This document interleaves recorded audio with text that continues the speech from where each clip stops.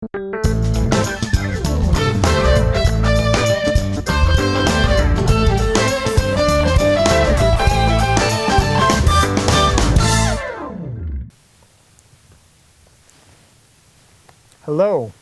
welcome. My name is Matthew Cole. I'm Director of Education for Denver Botanic Gardens. It's my honor to be standing in the Sturm Family Auditorium of the Frere Newman Center to usher in Denver Botanic Gardens programming originating from this space. I'm pleased to give an introduction to Panayoti Kelaidis, our Senior Curator and Director of Outreach. I know Panayoti as a warm, smart presence at the gardens. His work began with the planting of the Rock Alpine Garden, but he has extensive interests in plants around the world, including in steppe ecosystems. He is very happy to share what he knows through discussions or presentations or tours. Many locals and visitors have gotten to see the treat of his personal garden, with plants and design influences from all his travels. He's lectured in over 140 cities in a dozen countries, and he's been featured in dozens of television, newspapers, and magazine pieces. He's published widely in popular and technical journals, bringing him recognition from many luminaries in the horticulture field. In 2000, he received the Arthur Hoyt Scott Medal from the Scott Arboretum at Swarthmore College, which was later followed by the National Garden Club's Medal of Honor, induction into the Garden Club of America as a member at large, induction into the Colorado Nursery and Greenhouse Association's Hall of Fame, and more. Before the end of the decade, he won the Liberty Hyde Bailey Award of the American Horticultural Society. The list makes me think we should lobby for a Nobel Prize in horticulture. Today, we get to hear about Panayoti's experiences in Greece, a subject that brings his personal life and professional life together. Whether you're a gardener or a traveler, I know he will integrate plants, landscapes, and culture into an engaging experience. Without further ado, I welcome Panayoti to the podium.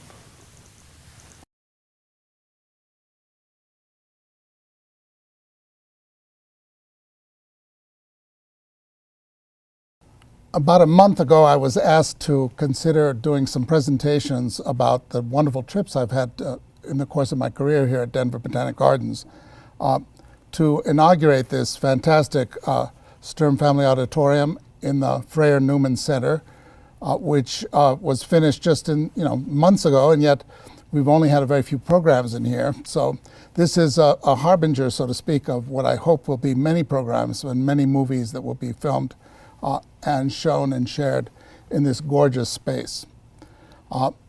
When I had to decide what of the travels that I've done, of which there are many, how would I like to inaugurate? And I realized that in this time of COVID, of course, we're all kind of housebound by and large, but our imaginations are such that we can go wherever we'd like. And one place I'd always love to go is the country where my family first came from. My parents were born in Crete, and I've been to Greece many, many times over the years. In fact, that's where I took my very first steps as a little kid, about 12 months old, when my mother went back to see her family not too long after the Second World War. Greece, for most of us, means these beautiful blue seas, and the sea is a repetitive theme in Greece. And so we will be visiting the ocean and the sea in Greece in the course of my talk, but that's only one of the themes we'll be visiting. Greece, of course, is known for its ancient history, which is you can't escape. It's everywhere. But there's a lot more. And of course, as a botanist and a horticulturist, the flowers are especially appealing to me. But the beaches, they're not bad. And every time I go to Greece, I always hope to time it when the ocean is such that I can take a dip. And we'll be visiting it. Here we are in the island of Crete, where we'll be visiting again in a little bit. And this is at a restaurant where I was with my cousins, and we watched the sunset on the peninsula, one of the two horns of Crete, which is actually where my grandfather was born. So this is these pictures and this trip will be a very sentimental journey for me. And of course, the Parthenon. You can't go to Greece if you've never been before without making a pilgrimage there, even though you'll find that quite a few other people are doing that as well. But I like to look at it perched up from one of the restaurants that are not too far away. Here I had, with some cousins of mine, we sat there and watched it change in the light as the evening came on. And as we finished our dinner, the beautiful son et lumière, the sound and light show went on. And the Parthenon is pretty impressive. And of course, here I am with one of the tours I've been lucky enough to lead for the gardens over the years.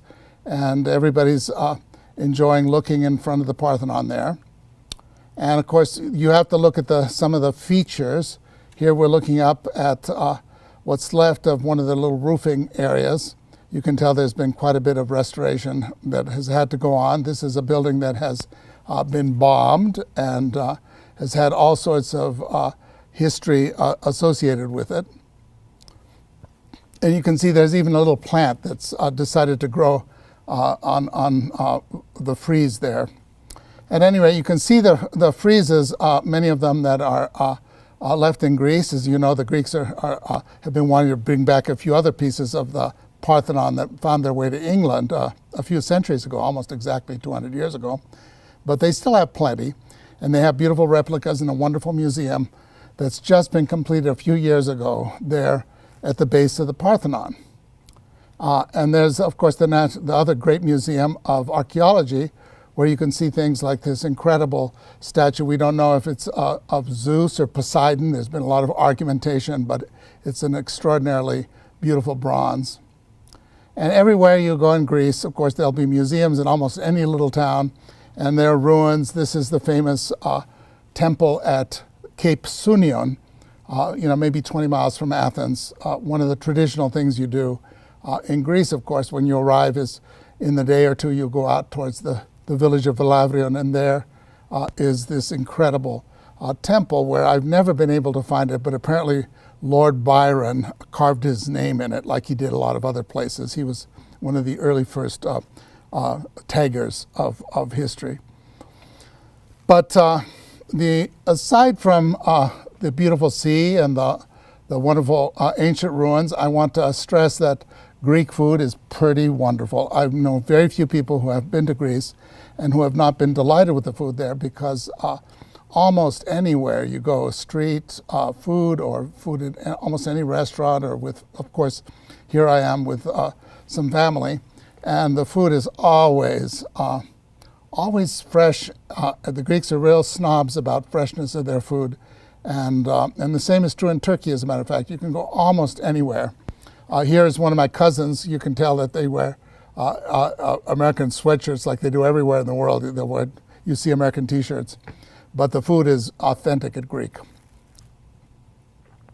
Well, we're going to start off looking at something different. Instead of the sea, what I want to tell you about is that Greece is really a land of mountains.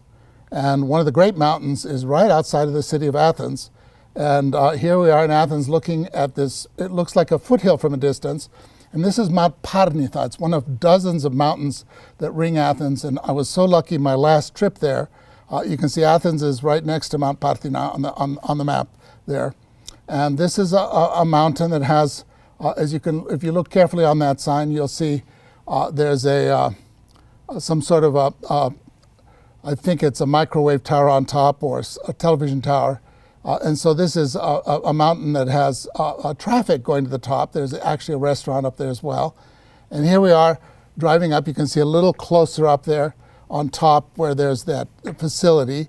And a beautiful road leads you up there. There are roads, of course, everywhere in Greece, all throughout the mountains. And all along the way, you're going to find amazing things, like right practically within a few miles of Athens, we found these red deer, which are the European equivalent of elk. Tons of them were just along the side of the road. They were totally fearless, and then a lot of wildflowers. Greece has one of the richest floras, really, in the world. It is the richest flora in Europe, acre by acre. Not quite as many species as Spain, but it's much smaller than Spain, so it actually has more. I think Greece has in the vicinity of, I believe, around 8,000 different taxa very, very rich. And as you poke around, they're all different kinds. Here we are in Athens, but within a stone throw of Athens. But here's a fir, which usually like it quite cool. Up on Mount Parnitha, this is the Cephalonian fir. And there's some lovely forests. Everywhere you go in Greece, you'll find some wonderful woodlands with many different kinds of trees. And then, of course, as you look around, you find these strange little cushion plants. This is one of the chicken wire plants that are so characteristic of the Mediterranean. It's a euphorbia, and you can see that it has this chicken wire armature. And there's been a lot of debate, is it for keeping animals from eating it, or is it, some people think it condenses the rainfall. There are lots of theories as to why so many of the plants have this strange, like bunched up chicken wire. This is one of the most abundant. You see this everywhere in the Eastern Mediterranean.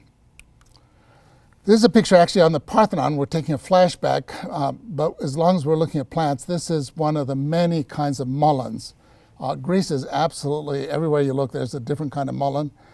In fact, I think the great, like 80% of all the mulleins in the world are found in Greece and in Turkey primarily.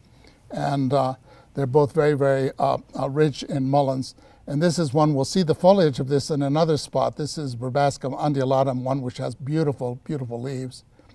Back on Mount Parnitha, this is a maple, and we actually have this maple growing at the Botanic Gardens, and there's a state champion is not far from Denver, one that's probably 40 or 50 feet tall, very near to the gardens. But here it is in the wild. This is the Montpelier maple, one of the many beautiful trees that are quite abundant anywhere you go in the Mediterranean. But you have areas here that had had a bad fire, and so the plants are coming back, and one of the plants that's come back is a ballata. And ballata is a plant that we've grown here at Denver Botanic Gardens. I planted some, I think, way back in 1980 in the Rock Alpine Garden. And so it's fun for me to see plants that, I've grown. And here they are in the wild. And obviously a tough plant growing in this area that's just burned, and it just bakes hard. They probably don't get rain for at least 6 or even up to 8 months, because the rains often don't start till the end of October, and sometimes they end in the end of May. So Greece has a very long hot summer. As a consequence, the plants that grow there are sometimes very tough, like this, or perhaps even too tough. This is the myrtle spurge, Euphorbia myrsinides. You find it here and there in Greece. It's never a weed there, which is interesting, because this is a noxious weed in Colorado. In fact, people are discouraged from, if they have it, they're asked to take it out. There's quite an aggressive program to eliminate this, because this, it may come from Greece, but boy, it sure loves it here. And there are places in the foothills here where it's spread and has become a bit of a pernicious weed. So it's fun to see where some of our plants come from, even the weeds, growing in the wild. And here's that Verbascum. You saw it blooming earlier on. Here's the rosette. I just think that's one of the most beautiful foliage plants. We grew this for many, many years, but eventually we lost ours, so we need to get it again. It's so common around Greece, I think that it can't be too hard to get some seed one day. This is a picture of a little plant related to a scabiosa called Pterocephalus, which of course in Greek means a head growing on a wing, so to speak. Well, the leaves look kind of like wings, and of course it has a head-like flower. It's a strange name, Pterocephalus. And there you can see it even has a little broom rape growing in it, a little parasite. And here it is on Mount Parnitha, and here it is in my home garden. We grow this at Denver Botanic Gardens as well. This is really one of the great garden plants. And for me, seeing where these garden plants come from, this one blooms pretty much nonstop from spring to fall with these lovely scabious heads. At any rate, this is just one, of course, of hundreds and thousands of wonderful wildflowers, of which we'll see a selection here and there. People often ask me, if they go to Greece, where should they go? And, having been to Greece maybe 7 or 8 or 9 times in my life, and each time I go to someplace different, and I've yet to see huge areas of Greece. It's hard to tell, but one thing I say is that if you have a chance, go to Delphi. This is where the oracle was, and it is an inspiring place. I'm not going to spoil it by showing you too much there, but I have to show you one of the great statues. This is the famous charioteer of Delphi. It's at the museum there in Delphi, and they have a wonderful little museum, but the site is perched on the side of a cliff, practically a high on Mount Parnassus, and it's breathtaking in its beauty. And Delphi is probably my favorite site of the ancient sites. But right not far from Delphi, just a few miles away, is another site called Hosios Lukas, and this is a monastery that comes from the 10th century AD, so it's 1,000 years old. And what's astonishing about this monastery, it's been occupied and it's been actively practicing religion for all that time, 1,000 years. And if you go inside it, it's a museum now, so you can go inside, and they have mosaics that were created 1,000 years ago, and they look exactly like the day they were made. So for me, this is as wonderful as we always go to Greece to see the ancient Greek ruins, but there are these Byzantine monasteries, and there are these churches scattered all over Greece, many of them with frescoes, and the ones with mosaic are my favorites. In the course of my life, I've been sort of pursuing all the mosaic churches of the Mediterranean, of which there's maybe about 50 of them, and I've seen about half, but I intend to see them all because they are so inspiring. Even though I'm not the most, unfortunately not as religious perhaps as I ought to be, but I certainly love the majesty of these incredible churches. And this is wildflower growing not far from Delphi on Mount Olympus. It's a little pink called Dianthus hematocalyx, and it's just an example of one of the literally thousands of fantastic plants. I think several thousand plants that grow in Greece are endemic, are only found in Greece. It's an incredibly rich area, and this is certainly one of those plants that's, this subspecies is just restricted to a few mountains around Delphi. So it's an example of one of the wonderful little morsels, and I saw this in July. Most of the flowers will bloom early, but of course if you go up in the high mountains, you can see things even in the summer and the fall. They're in bloom. Well, now we'll visit my ancestral island. You can see Crete is the largest island of Greece. It's the second largest island of the Mediterranean. And it is a little kingdom, so to speak. It has a fantastic diversity of habitats, beautiful cities. This is my hometown, Chania, which is the capital of the western part of Crete. And this is their wonderful harbor with a beautiful little a lighthouse that dates from Venetian times, maybe 500 or 600 years old, and a wonderful paralia, they call it in Greece, this wonderful area around the harbor that's full of restaurants and all sorts of wonderful things to explore, shops.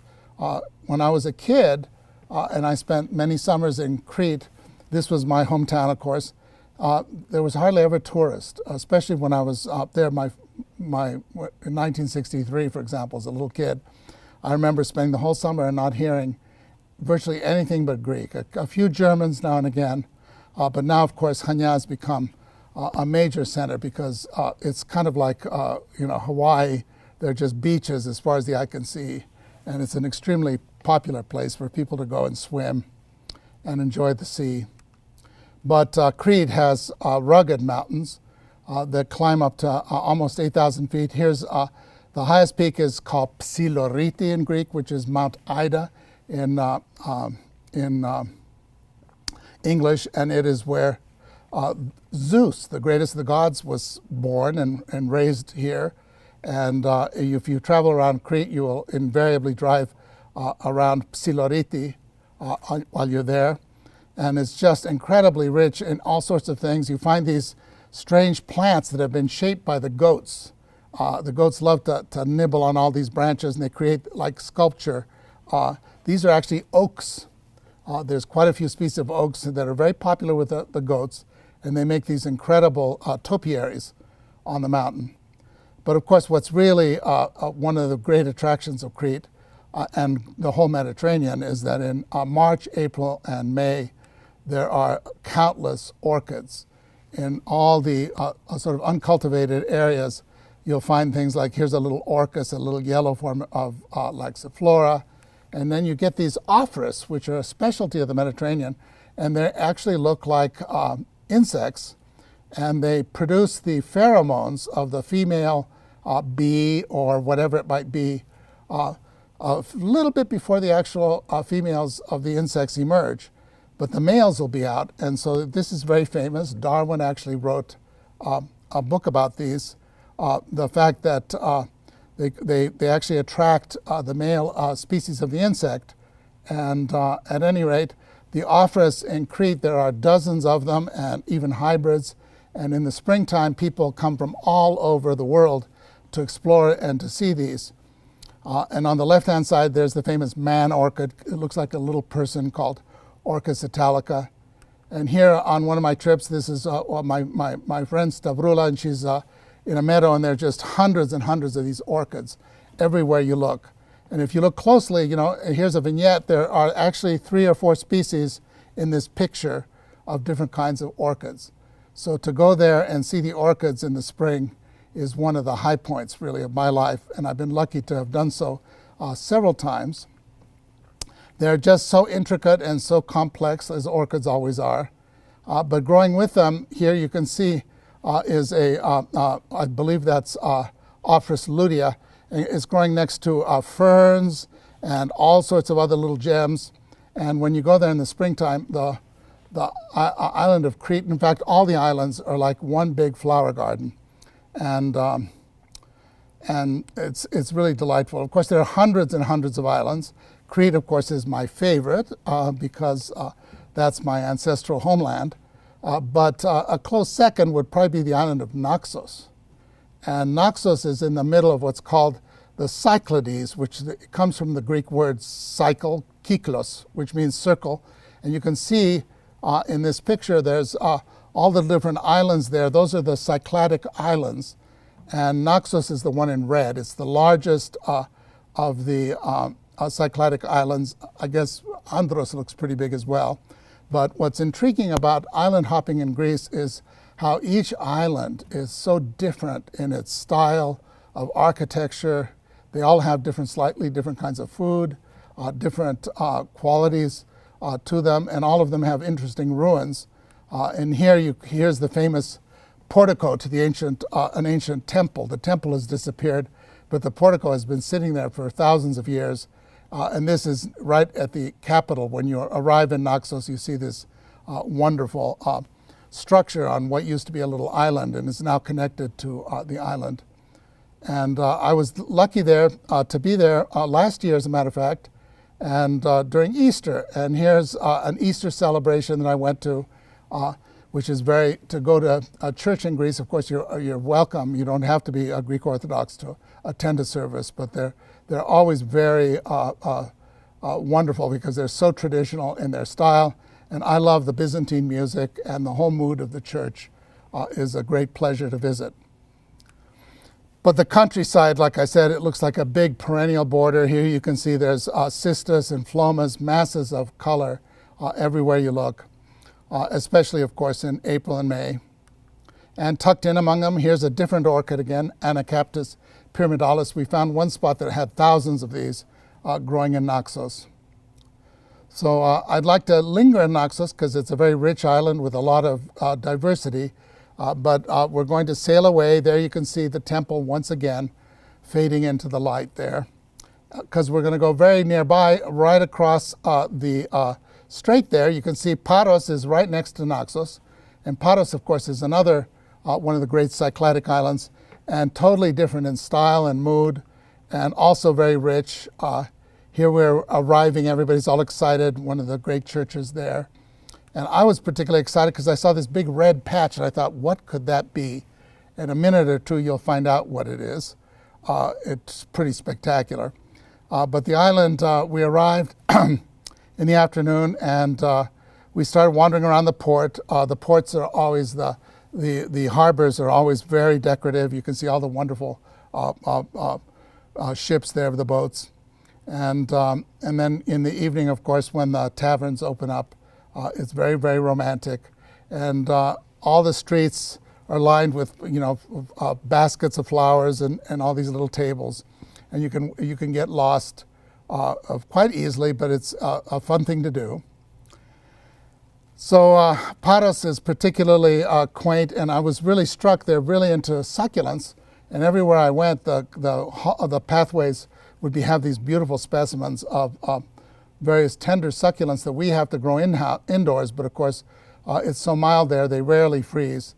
They grow all of these tender succulents outdoors year-round. And finally, we went to where we thought that red patch was, and sure enough, here it is. This is a fallow meadow, and sometimes when the field is fallow after they've cultivated wheat, the poppies come in. And you'll see this here and there all over Greece, of course. The poppies are everywhere, but occasionally they just grow so thickly, it's unbelievable. And this meadow was probably the most spectacular display of the poppy there. But traveling around Paros, there are so many little villages that are so beautiful and quaint, and so many remnants. This is the quarry that's been used for 3,000 years. And this is where the famous Parian marble comes from, where some of the greatest statues created over the centuries came out of from this very spot. So for me, even seeing the quarry site, that is mostly historical. They don't quarry a lot right now from this site, but it's fascinating. This is a huge mountain that is gradually turning into sculpture, presumably. But not far away from there, this is not Parian marble, this is actually a granite. This is a 7th century sculpture of what's called a kouros. This is of a young man, and had been carved on a hillside there and broke. So he's been lying on this hillside for almost 3,000 years. So this is the kind of amazing thing that you stumble on when you wander in Greece. You'll find broken sculptures from 3,000 years ago that have been sitting there for forever, quietly sleeping through the millennia. And now the evening comes, and then we'll be leaving Paros again, but this is the kind of beautiful little scenery that is irresistible to the camera. So you better take probably a backup camera as well, because Greece is extremely photogenic. And the next place we're going to visit, I first went to Santorini, which the Greeks also called Thira, almost 40 years ago as a very young man. And back then, there weren't hardly any tourists. It was really quite quiet. It's now probably become the most popular touristic site. The last time I was there, I was horrified by the number of tourists, but it was so beautiful, it's still worth going to. And one of the locals told me, he says, you're so lucky to have come on a quiet day. But the reason they come, of course, is that this was probably the site of the original Atlantis, because it's a huge volcano, and the whole island is just the outer rim of this volcano, and there's a few gaps in it, but that volcano blew about 3,500 years ago. It exploded, and the villagers must have realized, the people who lived there knew that something was going to happen, because unlike Pompeii, you do not find humans there, but they buried cities on this, and they're just now have been excavated really in the last few decades. And here's a better view. It's just a spectacular site up on these cliffs that are almost 1,000 feet high, and the villages are clustered along the rims of these cliffs with just spectacular views. And the flowers were breathtaking as we drove around the rim. But we drove down to what's called Akrotiri, and Akrotiri is the site that they've excavated. It's about 3,500 years old city. It had 3-story houses with plumbing and with just fantastic ornamentation. And they've only excavated, they think, about 2 or 3% of it. It's only about 10 acres have been exposed. It was apparently quite a vast city. They're gradually discovering more, and they have found places that are virtually intact. This is one of the rooms there. This is the famous lily room. When they found that, they couldn't believe it. That's almost 100% preserved. That was the walls painted in one of those beautiful villas that made up this ancient city. And it has a red flowered lily that we'll be seeing in a few minutes in the wild. And here it is photographed on this wall. They took this entire room and took it to Athens. So this is no longer in Santorini. It is now at the Archaeological Museum of Athens, where they have a whole floor dedicated to the ruins from Santorini. They are so important. This is truly an extraordinary island. And this is how extraordinary. This is how they grow their grapes. It is so exposed and so windy, they can't grow them upright. So they grow them in these little garlands around, and they have a very famous grape there, and they have wonderful wine. But can you imagine having to grow your grapes like this? This is early in the spring before they bore them, but then they have to go through and pick all the clusters. But I think this is pretty cool. And but the cities, again, as a lover of succulents, I'm always amazed at how the Greeks have taken to succulents. Everywhere you go, you feel like you're in Mexico. It's full of cacti and agaves and all sorts of wonderful things. But I finish with this one little view of from the capital city of Santorini as we're looking across. And I was strolling down the streets, and I think I heard just about every language you can hear under the sun. As you looked around, there were people from every corner of the world, just absolutely dazzled by what has to be one of the most spectacular destinations I've ever been to.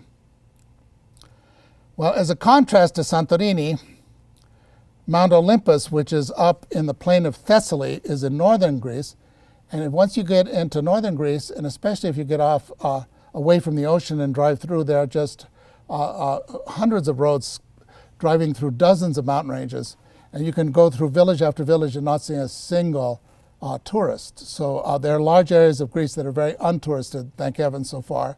But Mount Olympus definitely is one of the great destinations. Now, there were people there, mostly young people, who hike it. We hiked to the top. It was one of the longest, most grueling hikes of my life. Here's a picture of Mount Olympus taken from the island of Evia, where I have relatives. I was visiting them, and I was so thrilled to be able to take a picture of it from the distance. And what you can see is it's not a mountain, it's a mountain range. That's something I didn't realize till I climbed it. There's a lot of Mount Olympus, and it's a huge national park, and it's just breathtaking. And I was very lucky to be there with several friends, and we hiked in 2015 to the very summit. It was an 8,000-foot vertical hike. Now in Colorado, I love to hike, but usually you only hike 2,000 or 3,000 feet vertically because we start so high. But in Greece, you start down near sea level, and when you hike these mountains, I actually really hurt my feet because I was not used to hiking quite so far. It took 3 days to get to the top and then down. And then these are some of the treasures we saw. Here's my friend from Greece, a botanist, a horticulturist named Lefteri, and a colleague from Chanticleer, and they're photographing that red lily that you saw painted almost 3,500 years ago. It's still wild around Greece. This is Lilium chalcedonicum, and we saw this absolutely everywhere in the mountains of northern Greece, blooming in the midsummer. One of the most beautiful lilies imaginable. But everywhere you go, you're going to see something wonderful. I was thrilled to see this broom, because we've grown this here at Denver Botanic Gardens pretty much my whole career. I planted some back in the 1980s, and they're still there. They're about the same size as these, about 3 or 4 feet tall. And you can see it's growing along the pathway there. This shows you the pathway we took, and up and up and up. They have these wagon trains that go up of donkeys taking supplies up to what they call the shelter houses there, the refuges.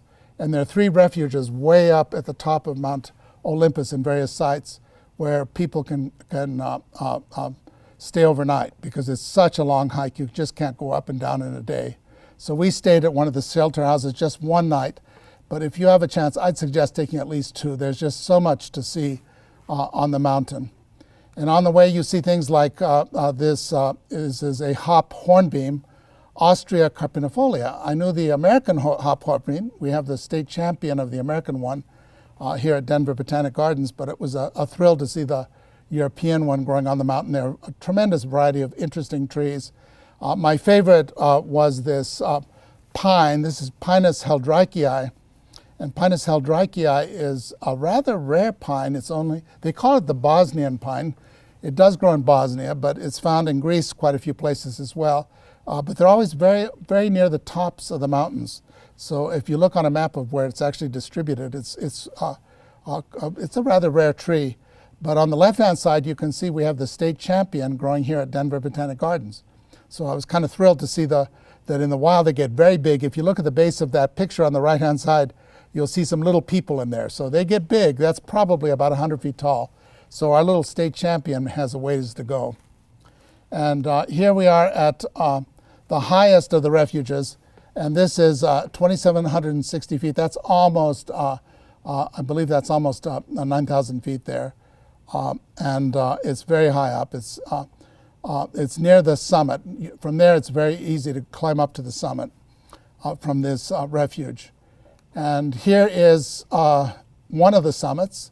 There are, as you saw, quite a few. This is one of the most dramatic ones.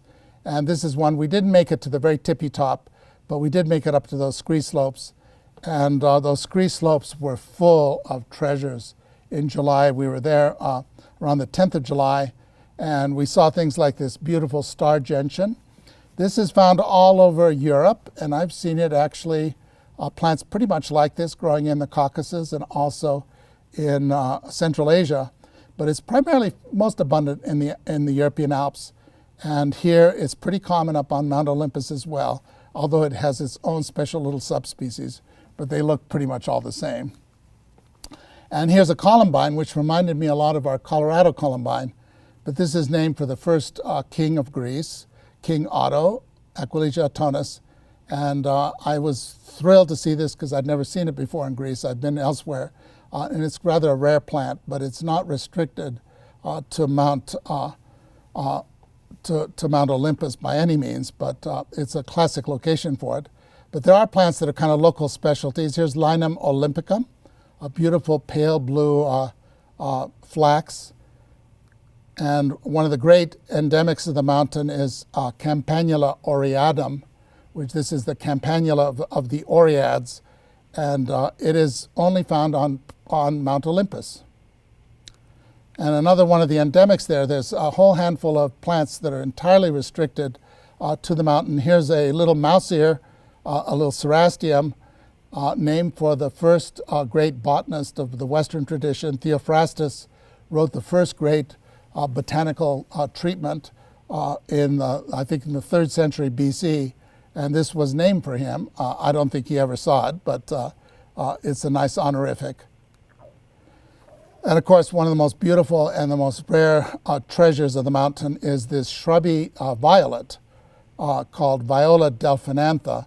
And we were so thrilled to see this in peak bloom. It makes a little tiny twiggy shrub with these extraordinary soft pink flowers with those long hooked spurs.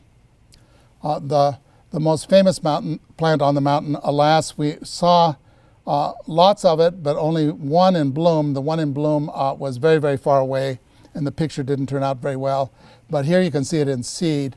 This is a gesneriad related to the African violet. And there's a handful of gesneriads that are found in the Mediterranean, mostly in Greece.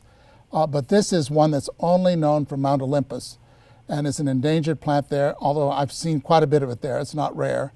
But it has been cultivated. And the next picture is one taken in a garden of one of the great Dutch gardeners. My friend Harry Jans photographed it in his garden. They are growing this successfully in Europe. And we haven't succeeded yet, but we need to get on it because this is one of the most extraordinary plants. And of course, it's a treasure of that mountain. You could spend a lot of time there. There are literally probably thousands of plants on Mount Olympus that you can see, but obviously we're not going to see them all, not in an hour presentation.